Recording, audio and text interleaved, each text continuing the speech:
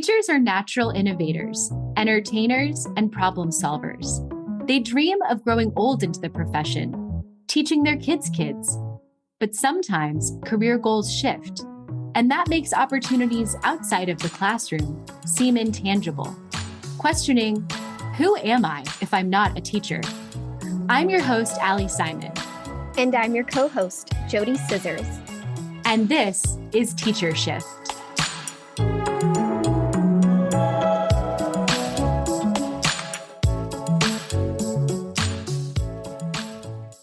You've done it. You made the big shift from the classroom. But now what? Are you done shifting? Today, I'm talking with Allie about her newest career move, how she got there, and why you need a perfect pitch for every shift. Hey, Allie. Hey, JoDee. It's always a little weird when we don't have a guest.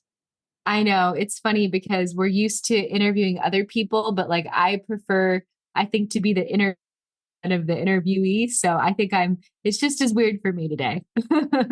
I think in the past we've been in person, maybe when we've recorded together. So this is a little bit different for us.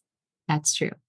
So we have a little bit of news to share with everyone today because Allie has made some big moves lately, and we're going to learn about a little bit of a career move that she has made recently. So you all have heard why Allie and I have left the classroom. You've heard about our experiences and how Allie and I, in a park, on a playground, we found common ground and connected with each other because we both made a shift out of teaching. And we talked about teacher value, how to apply, and how to find our place in a world outside of the classroom. And so just because we've made that shift, it doesn't mean that the shifts are always over because we are always looking to grow. We're always looking for the next thing to help us in our career. And Allie's made some really tough decisions lately and done a lot of preparation for a shift that she needed or wanted to make. We'll find out what it is. So I'm excited because I'm so proud of Allie. If you guys know us, after we are done recording, we always will FaceTime or chat just to kind of talk about each other's jobs and what we need to do and how we need to better ourselves. So today we're going to talk to Allie about a shift that she just made. So Allie, you shifted from the classroom and you've made a couple of shifts outside of the classroom. And can you tell us about your most recent shift and if it was a need or a want? Can you give us a little bit of background before we dive into some of the helpful tips for our listeners? Yeah. So I think my job that I most recently had was tied to a grant that was about to sunset. So that means the grant was coming to an end. It was a 4-year grant. And I knew that meant that I would be looking for new work. I loved working on the grant program. I loved my employer, but I didn't know if there would be another contract that I would be able to work on after that grant was finished. And like we talk about on the podcast a lot, financial security is really important for people when they're transitioning. And my husband and I just made a big first-time purchase as first-time home buyers. So, it's really exciting, but it also comes with a hefty mortgage payment. So I knew that I wanted to be employed. And I was really proactive, I think, knowing that I had a time period where I was looking for employment, actually very similar to teachers who might be looking to make a shift out of the classroom. You know that your contract is coming to an end at the end of the school year, and you want to be prepared with looking for a new job and being ready to jump into a new role. And so the impetus for my move was, one, the grant that I was working on was sunsetting, but also it was that I was really enjoying the work that I was doing. And I was ready to kind of take the next step in my career, maybe at a bigger company or a different type of program to manage. I didn't know exactly what that would be. And that's why I was searching. I was searching for new opportunities. What did that feel like when you knew you had to get out there again and start applying for jobs? Well, I felt a little bit more comfortable, I think, than I did in previous shifts because I do our Apply Thursday job post. So I look at jobs every single week and I kind of had an idea of what was out there. I think for me, what was a challenge is that I'm in the middle of relocating. And so I couldn't apply too early for jobs that would require hybrid, partially in the office and then partially working from home or remote, because I wasn't going to be in the area yet. And so I was nervous that if I got offered a job, but then I said I won't be in the area for 2 more months, that I might not be able to take that job. So it was this weird thing where I was looking ahead of time, but then I couldn't look too far in advance. And then I also really wasn't sure. Like, I think, I wanted a hybrid role in many ways because I miss that in-person contact, having coworkers in an office space. But I also have done really well with remote work. So I was open to staying remote too. And so, I kind of had two options of the type of work that I was looking for. I knew that with our family lifestyle right now, that being 5 days a week in person would not be a good option for me. So I did not seek any roles that would have required that. And so that really helped me limit my searches. And then the other thing that I started to do was I started being a little bit more active on LinkedIn. And that's something that I've heard from a lot of our guests. So maybe not active in the posting sense, but I started following companies that I would be interested in working for. And lo and behold, that's actually how I found out about this opportunity. It was through a LinkedIn post that the company I will be working for shared. There are a couple of things that you said.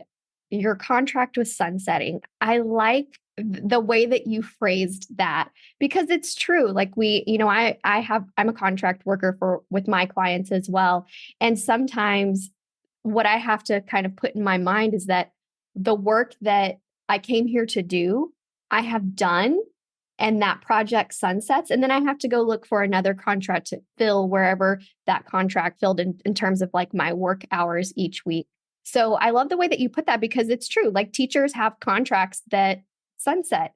And sometimes, when the fiscal year comes around, you may not have the same population of students. You may not have the same allotment of teachers. And so there are unexpected shifts that teachers need to make because of a contract.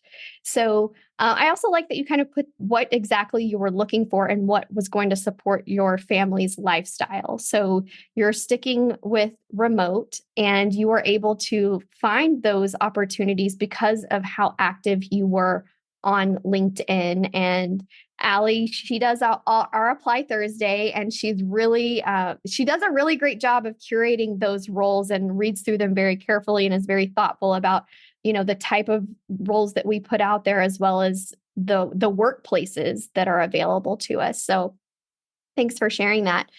What did you do to prepare for this moment? We talk about all of these tips and people share their stories and also offer tips. But I do feel like I'm a little bit more well-versed in applying for jobs, for going out there, because we do get a lot of information from experts or people that have experienced this type of change. And, every day when we're interviewing someone, it feels like I'm a little bit of a student, kind of like when you're a teacher, you're always learning. Here on the podcast, we're always learning too.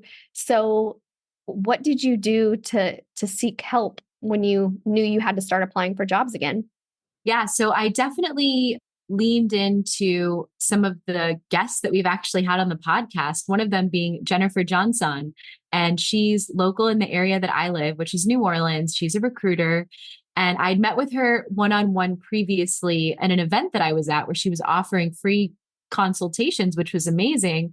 And I knew that I really liked working with her and that our styles jived. I think the biggest thing was that she was a teacher. And so I immediately like this big kind of weight. Sometimes it's hard when you used to be a teacher and you're working with someone who doesn't really know what that means, or that, I always worry like I'm getting judged because like I was a teacher and I left or something like that. So working with her was really great in that in-person experience. And I felt like we built a relationship, having her on the podcast, keeping in touch with her about other opportunities for her network, for our network.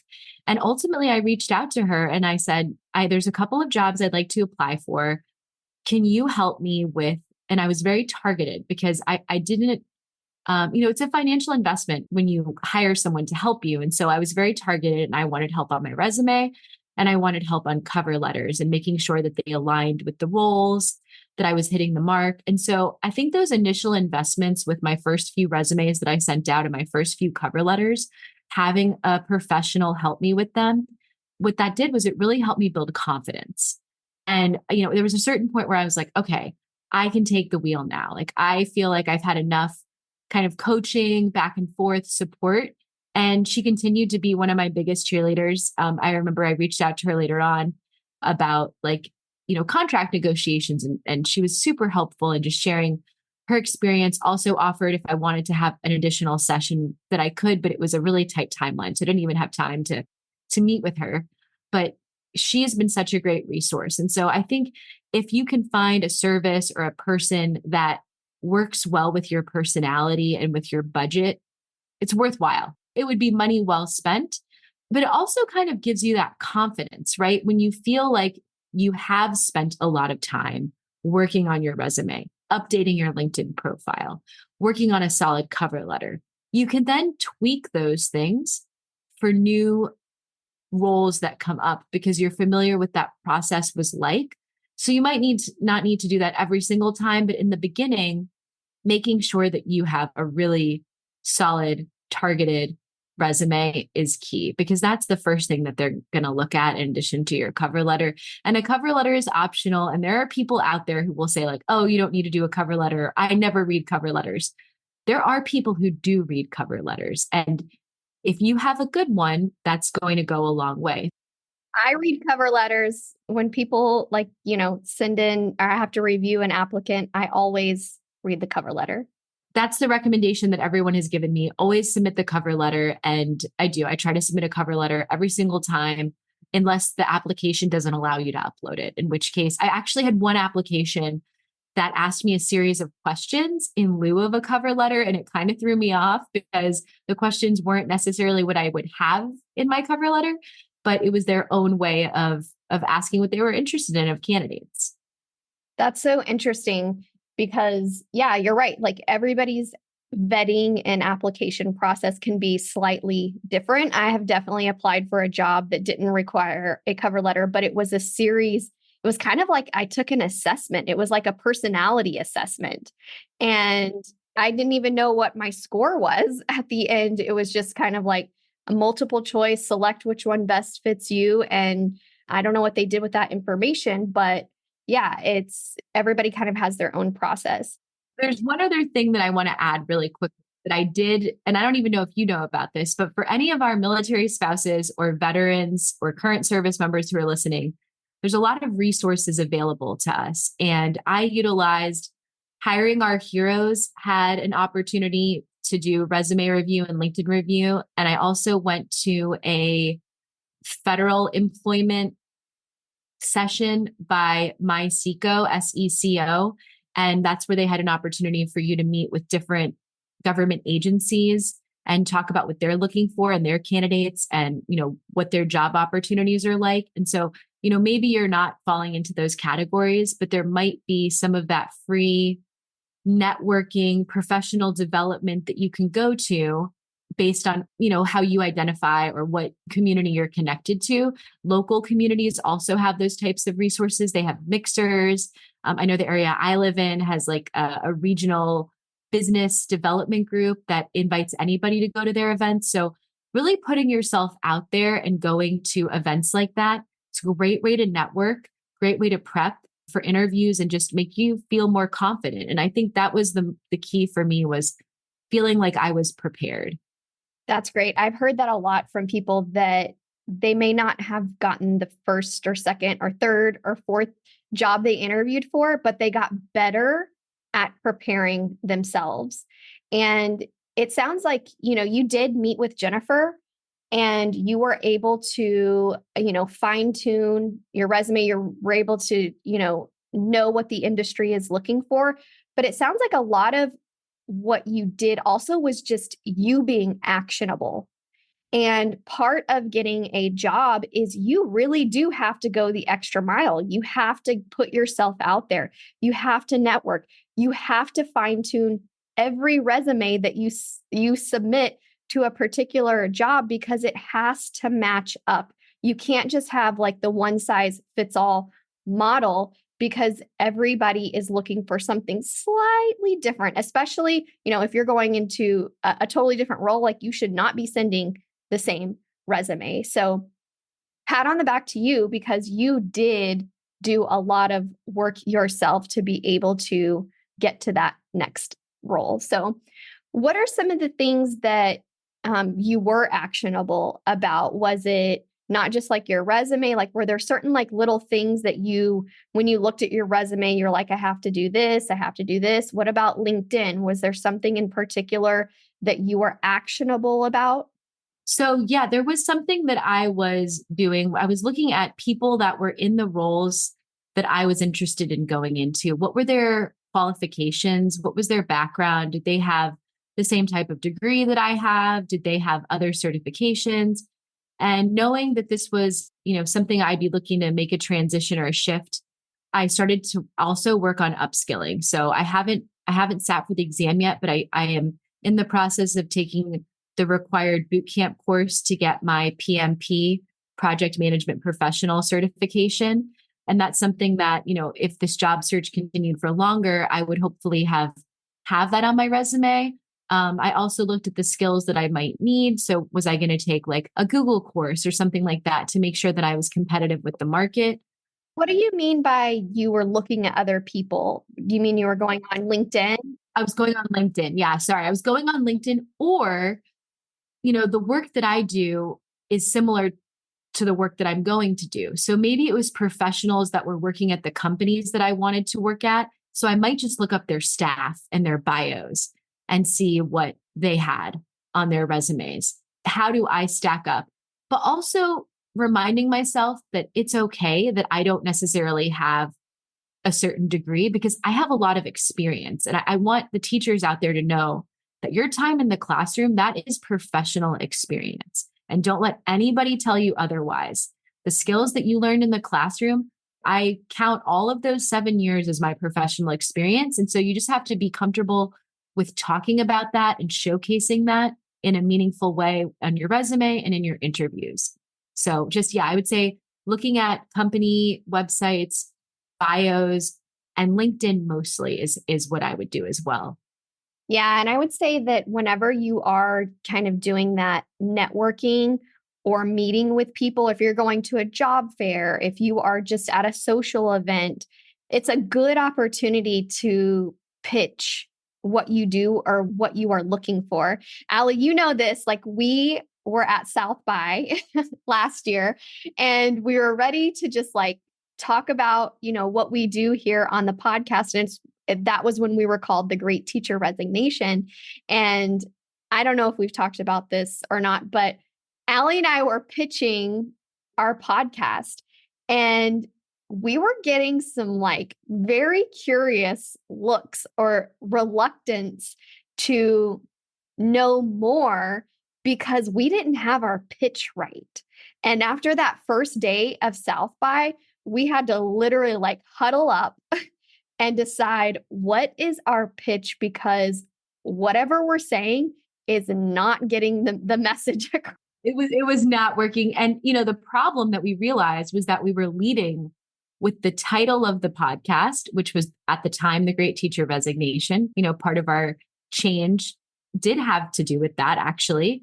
And it wasn't being received that well because the listeners, the people we were pitching to, didn't have the context for what we do on the show. And so we actually flipped it. We would say, the podcast is this, da, da, da, da, da, and it's called the Great Teacher Resignation. And so by the time we gave the name, people had a better idea of what the work we do on the podcast is actually all about. And it's also like it's still taboo, especially when you're around your peers. So all of these teachers and educational professionals, they come with a buddy. Not a lot of people go to these things alone. And so it's taboo to talk about these things. And so when we're just kind of putting it out there, there was some reluctance to be like, hey, I want to hear more, but my pal's right here. So yeah, we definitely had to make that adjustment. So in terms of the pitching, that's actually something that I did also was I sought out opportunities for like career fairs, like I was saying, the events that I went to through Hiring Our Heroes. And what I learned in those events is that you always have to introduce yourself. You're usually given about 30 seconds, and that's your pitch. And you only get that amount of time. And my observations, and also what I heard from facilitators, was you got to nail it, you know? And so I knew from the South by Southwest experience that I had to really know what I wanted to say. I had to be specific to explain who I was and what my experience was, but what I was looking for in an employer, or what I was looking for professionally. And I was able to refine that and work on a really good pitch. And it was short and sweet. And I got compliments on it. And I was proud of myself because I worked hard to be able to have an introduction for myself and know that I wasn't someone who was going to be rambling on because I hadn't really prepared. So a big piece of advice is have your elevator pitch for who you are, what you do, and what you're going for next. And, to kind of circle back to what you said earlier about the term sunsetting, I have to give Jennifer credit for that. In one of my first cover letters, that was the way we explained, what I was looking for now, or how I was moving on from my current role. And that's something I did build into my pitch because it's really a nice way to say, I've been a part of something since the beginning. I'm knowledgeable about grants management, but it is coming to an end, and I'm ready for what's next. I'm looking for what's next in my professional career. And so the language that you use, finding the terms that are going to fit with your situation, that are also going to be a little bit more well received and gentle. Like we learned that teacher shift is really what we're doing now. We're talking about all these shifts, and the great teacher resignation is still ongoing, still happening, but we've morphed, we've taken on a new, name, title, embracing all things shifts. And what is funny is like when we look at our analytics, when we look at the topics that our listeners want to hear, teacher shift fits much better than the great teacher resignation, even though we do feel passionate about continuing to talk about it. And it's obviously still ongoing. But yeah, it's important to have that pitch ready. And when Allie called me to tell me about her experience, it was like online, right? It was a virtual career fair. Yeah. And when she told me that she did this pitch and she was getting compliments for it, I was just like beaming with pride for you because it doesn't surprise me, but also I think it's good to know that we can adjust. Like we didn't have that right at South by, and then you went and fine tuned it at South by, and then you went and you applied that same concept to this virtual job fair. And so it's really important to get that pitch right, and also to think about what you are pitching. So if you're a science teacher looking to transition into instructional design, that needs to be part of what you are pitching. You're out there pitching your next thing, and you need to be concise about what you are there for, what you're there to represent, because we're not looking back, we're looking forward. Everything that you have done in the classroom is going to help you, but you have to let them know what you're all about in this next career phase. I would add on to that the career fair I was on, the job fair, there were a lot of former educators, and they spent a lot of time talking about their previous work and not as much on what they were looking for or how they thought that their education skills could be applied to their new role. And so you really want to make sure you're not just describing what you used to do, but how are those skills relevant to your new field that you want to go into or the new roles, and kind of thinking that through. Another thing that helped me was looking at a lot of job postings and figuring out what language are they using here? What are the responsibilities going to be? How can I leverage my education skills to be able to fill these other skills, including that in my resume, including that in my cover letter. And that's another place, which I forgot to mention earlier, that I did learn more about qualifications for certain roles. And so I learned that I would be qualified for certain jobs or certain fields, but maybe others I wasn't going to be a great fit without maybe getting a master's degree. And so I knew that I would focus right now on what I could control A lot of times we think, oh, well, I need to go get the degree, or oh, I need to go get this thing. And that takes a long time. It takes money, it takes time, and we don't always have that when we're job searching. So, that might be a long-term goal, like it is for me, but not right now. So a lot of teachers, they invest in these additional certifications or degree programs or national board certifications because they think that it will be the catalyst for the next thing in their career. And they invest a lot of money into these things. I mean, I know a lot of districts cover partial tuition, but some school districts don't cover any tuition. Some school districts do not cover the cost of being nationally board certified. They don't cover the cost of being CASEL certified. And so you really have to think, is this investment helping me long term, or is it what the system is telling me I should be doing? Is it the system carving my path, or am I sitting back and am I thinking about what are my plans 2 years from now, 5 years from now, 10 years from now? And sometimes it's not those certifications or that degree. Sometimes it's investing in a resume service or a recruiter to say, let's look at your career. What are you satisfied with? What are you not satisfied with? Where do you want to be? How much do you want to make? What are your goals?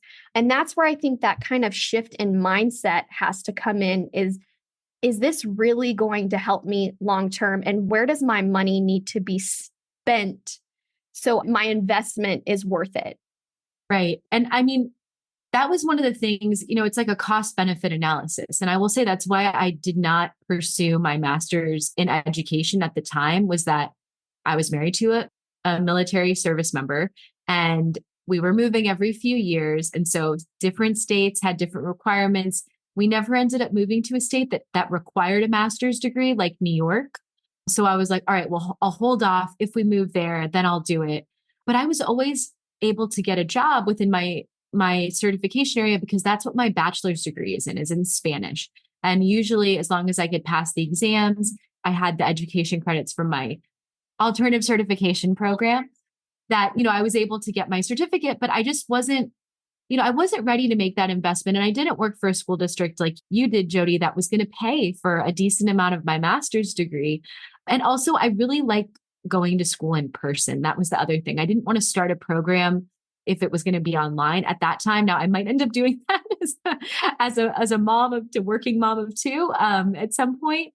But no, I think it's really good to think about your short-term goals, your long-term goals. And, some advice that my mom always used to say, it's like, if you're not sure, don't do anything. Like if you're not sure of what to say, don't say anything. If you're not sure what to do, don't do it.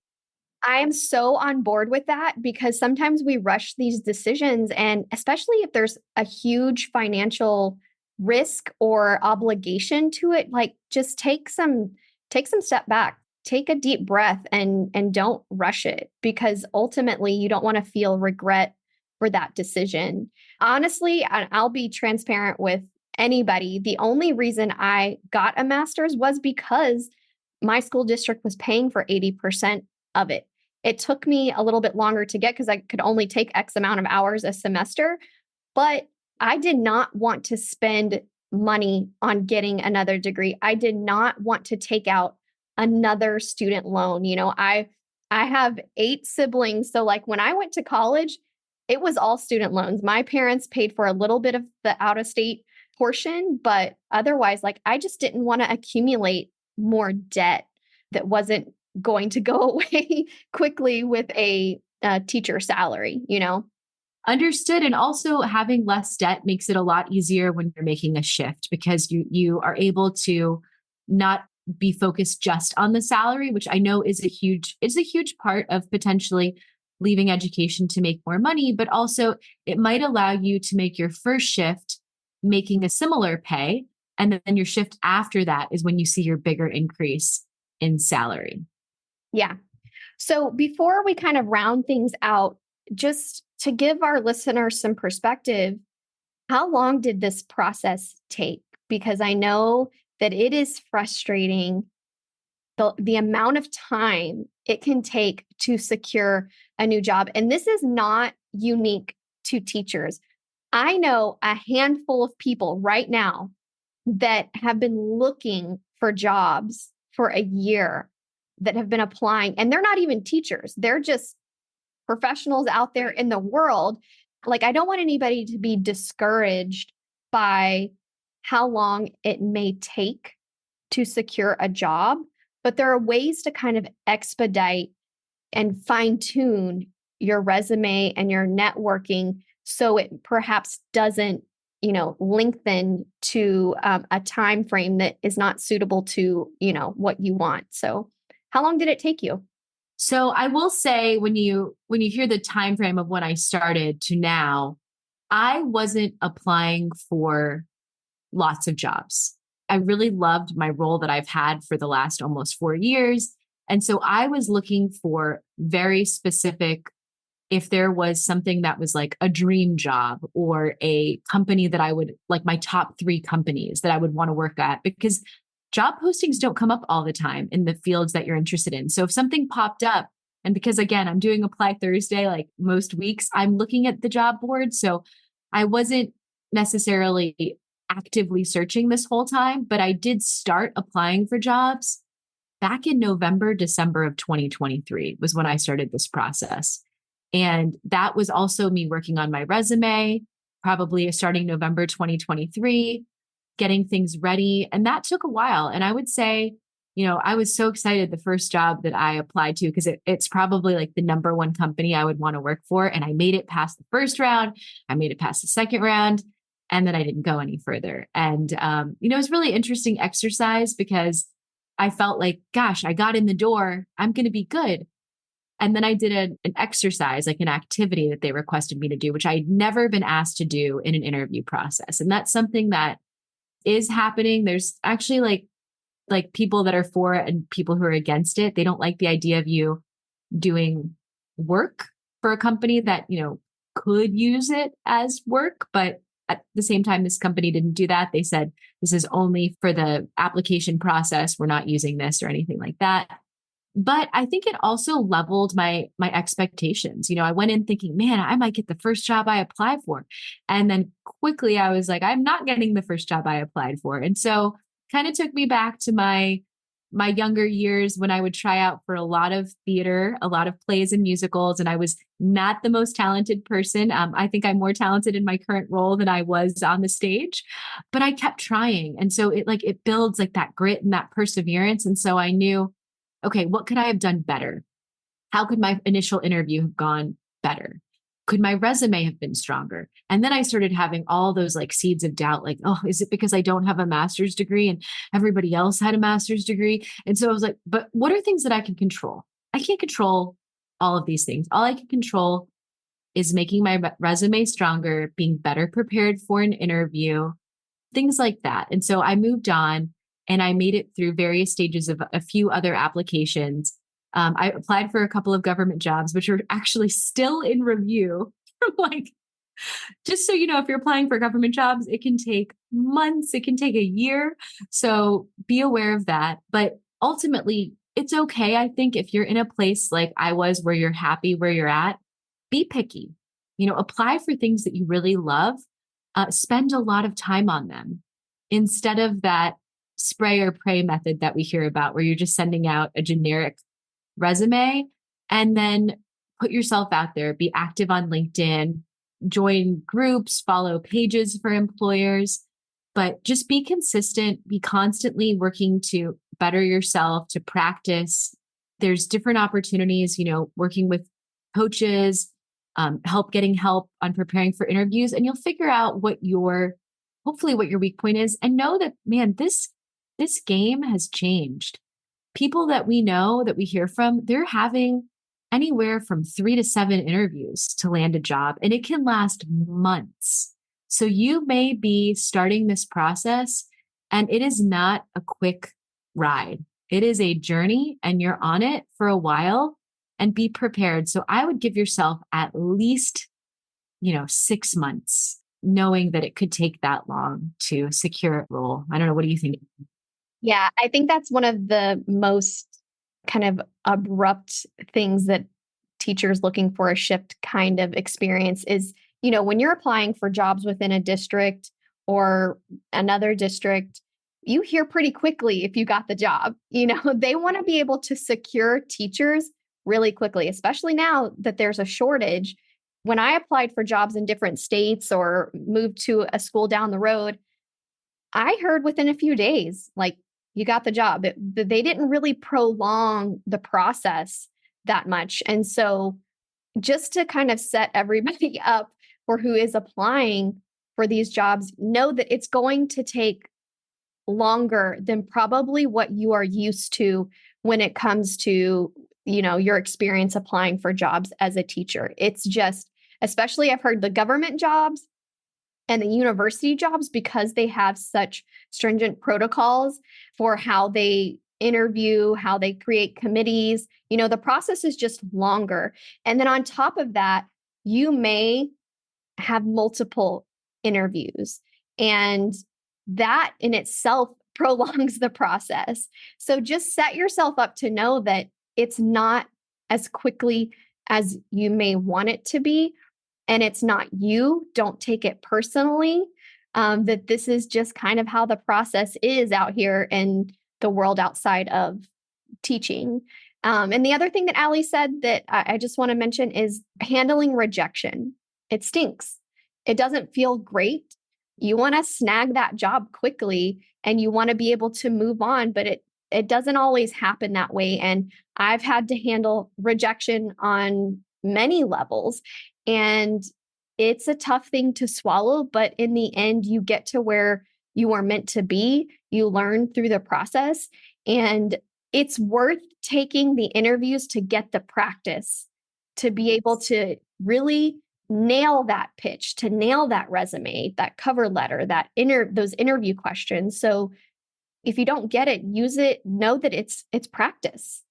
It's always practice, and it just makes you better for the next one. And then the last thing I think I want to just end with today, and kind of on that note of not always getting it, and it's okay. It's okay if you don't get it, because you just need one yes, right? When you're applying for jobs. So there may be a lot of no's, but eventually there will be a yes.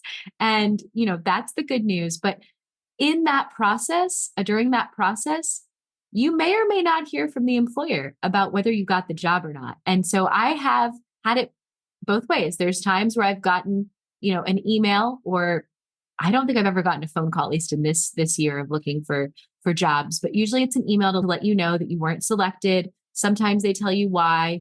Most of the time they do not. And then sometimes you just get ghosted. They don't call you, they don't email you. It's always great to follow up with a thank you, a written thank you via email. Definitely recommend doing that.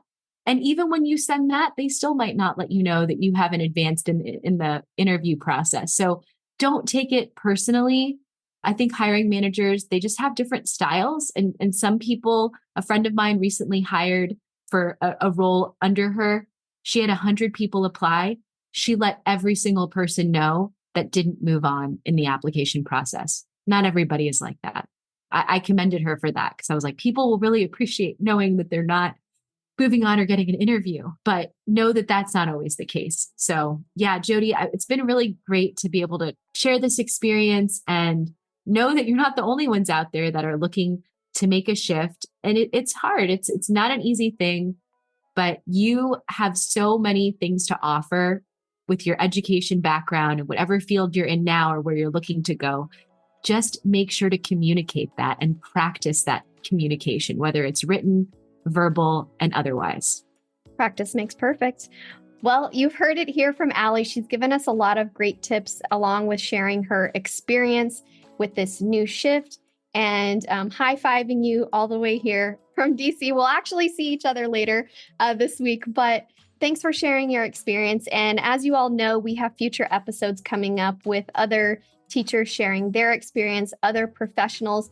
And if you're ready for that shift, we've interviewed people that help with resumes, that help with recruiting. So reach out to them, be actionable, make that investment. Allie did, and it really paid off. And we'll catch you on the next episode.